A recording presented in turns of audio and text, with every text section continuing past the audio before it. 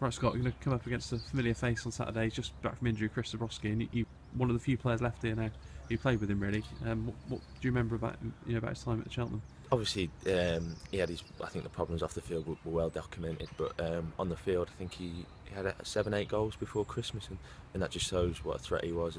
Because I don't think he was top scorer by quite a distance, and I think now he's all sorted off the field. And, he had a nasty injury, but he's done brilliant to come back from it so quickly.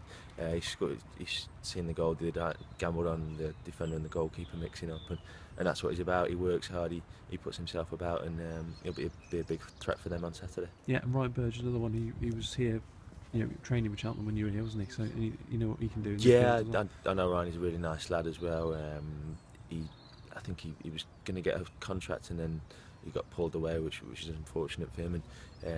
But he's gone on and he's done really well in his career, and he'll be another good player for them on Saturday. We know it'll be a very tough game.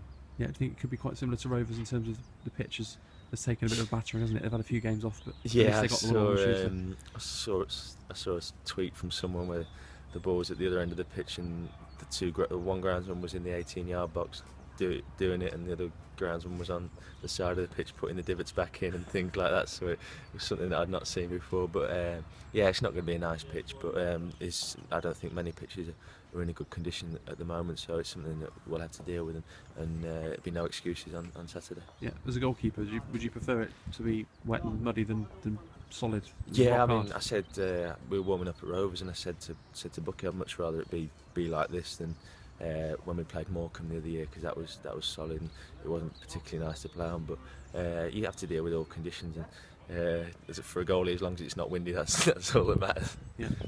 You had a rare Saturday off. Well, you had a couple off this season, haven't you?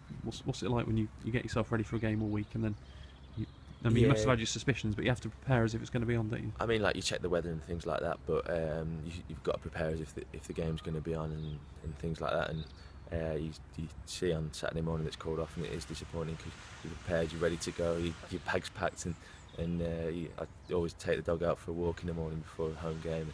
I was just doing that and saw that it was off, so it's disappointing, but these things can't be helped, and you went to the Wolves and watched them win instead. That was not a bad way to spend a Saturday.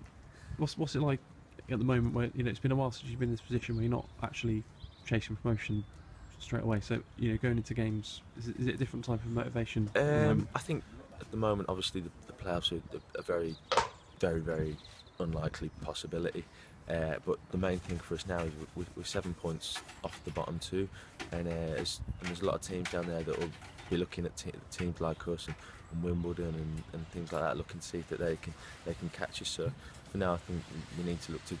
I don't think we're in a relegation battle at all, but we need to get to 50 points and then assess where we are from there. Yeah, so get away from it and then see how high you can finish. Yeah, definitely. I mean, like I say, we're not in a relegation battle at the moment, but if we don't, we need that next win quickly. And like I say, we've got 3 games next week, and hopefully we can get it as soon as possible. Yeah, there's probably quite a few reasons why it hasn't been quite as successful so far this season. But do you think the changing of the back four has probably been a lot more unsettled this season compared to last year due to injuries and people moving around? Does that make it more difficult to keep the clean sheets? It's difficult to say because I think we had 9 clean sheets in the league this season, and it's difficult to say because at the start of the season we're conceding a lot of goals, but I think since the Tamworth game or just before that we've not really let too many in, so it's difficult to say and put your finger on exactly why it's not been that season. But I mean, like I say, it's difficult to, like, Torquay, they got to the final, they got to the semi-final,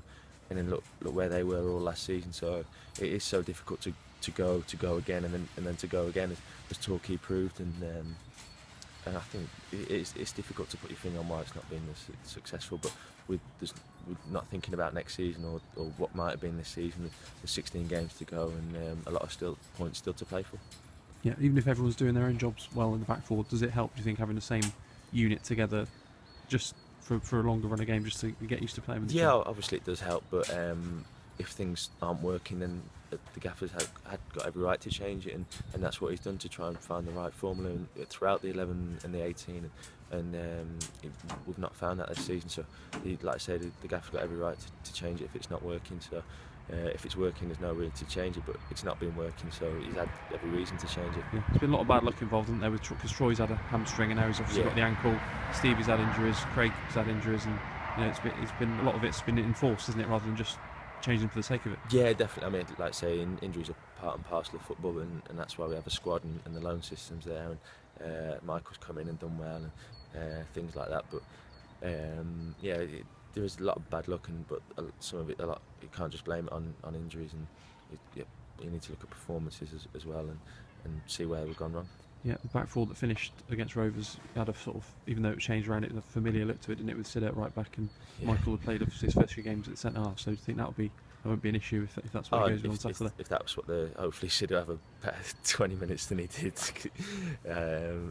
But like I say, it could be, but whatever the gaffer goes, we'll be ready, and I'm sure we'll work on it today and tomorrow and look forward to Saturday. Yeah, what were your overall thoughts on the Rovers game? Because it was difficult conditions, and do you think it was just a case of you got the first goal and then held on to the lead? We didn't really create too many chances apart from Kuro's one early on, and neither did they really. It was a horrible game, but it was typical John Ward team, 4-4-1 or 4-4-1-1, difficult to beat, hard to break down.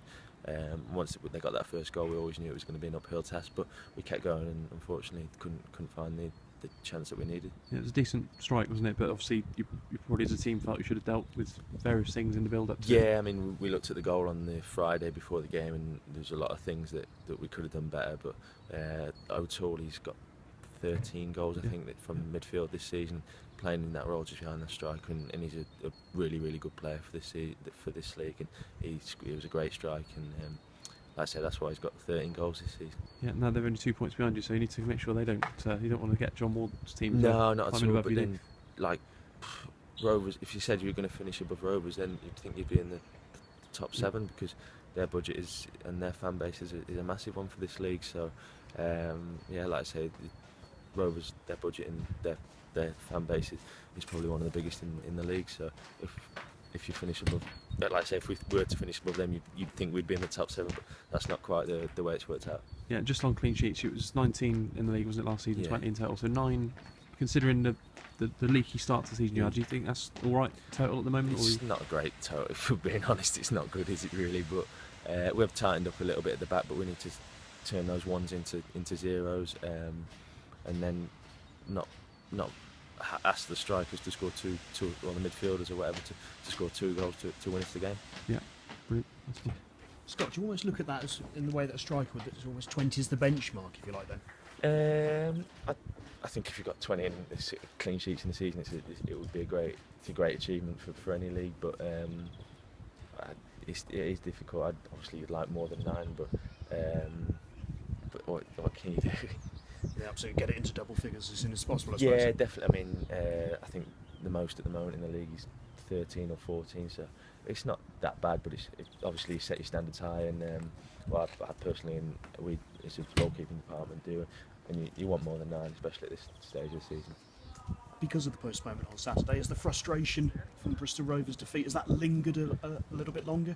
Obviously we wanted to. It was a good game. It would have been a good game for us on Saturday against Wycombe at home, and we need to show the fans that we've only won 3 at home this season. We need to win more, and we wanted to do that Saturday. So it was disappointing, but a weekend off, it could be the blessing in disguise that we need, and regroup and go again on Saturday for 3 games next week. And it's not the longest trip in the world. Is there a derby element to it, or is there England-Wales? How do you see the rivalry between Newport and Cheltenham? I'd like to say England-Wales, but I don't think that would go down too well with the Welshies in the squad. But no, they're only an hour away, and like I say, they're backed well financially by the lottery chairman. They've got a good squad and some really good players, so we know it's going to be a tough game. And, so much shit you can fucking talk. And we know it's going to be. We know it's going to be a tough game, but we look forward to it.